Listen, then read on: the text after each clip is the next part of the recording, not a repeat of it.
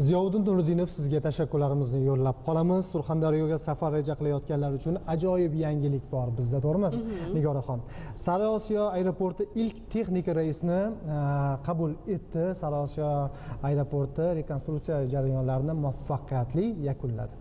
Va ma'lumot uchun Sariosiyo aeroportining uchish-qo'nish yo'lagi 1976-yildan buyon faoliyat yuritib kelmoqda va uni kapital ta'mirlash, parvozlar xavfsizligini ta'minlash hamda ATR 72 va undan kichik toifadagi havo kemalarini qabul qilish imkoniyatlarini kengaytirish maqsadida zarur edi.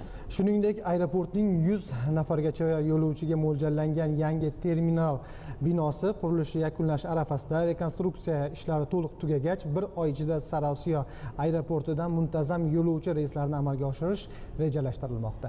Navbatdagi lavhamizda batafsil. Surxondaryo viloyatining eng chekka tumanlaridan biri Sariosiyo endilikda havo yo'li orqali Toshkent bilan bog'landi. 2024-yilning 1-yanvaridan boshlab kichik havo kemalari sinov tarzida qo'nish va uchishni boshlagan edi. Endi esa katta sig'imdagi yo'lovchi samolyoti texnik sinov tariqasida Termiz-Sariosiyo yo'nalishida ilk bor parvoz qildi. Mana hozir Termiz-Sariosiyo yo'nalishida ilk parvoz amalga oshirildi va biz yerdan 16.000 fut balandlikdamiz. Haqiqatan ham aynan vaqt tejalishi bu juda ham katta gap, chunki yo'l azobini tortgan aholimiz bugungi kunda qulay transport tizimida o'z manziliga yetib olishni xohlaydi.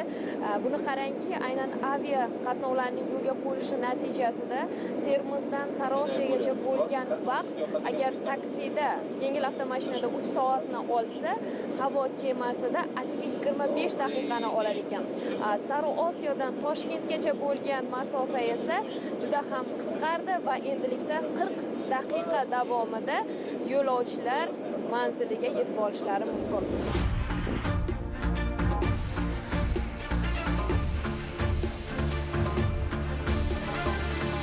O'zbekiston Respublikasi Prezidentining 2023-yil 16-17 noyabr kunlari Surxondaryo viloyatiga tashrifi davomida 2024-yilning 1-yanvaridan boshlab viloyatning Sariosiyo tumanidan kichik turdagi havo kemalar qatnovini, reyslarini yo'lga qo'yish vazifasi topshirilgan edi. Bugungi kunda Sariosiyodagi yangi aeroportda qurilish ishlari davom etmoqda, ammo samolyotni qabul qilish, ya'ni uchish va qo'nish yo'lagi allaqachon barpo etildi. Shu boisdan ham texnik sinov tariqasida samolyotlar qatnovi tekshiruvdan o'tkazilyapti va bugun esa Sariosiyoga yo'lovchi tashish samolyoti qatnovi amalga oshirildi va butun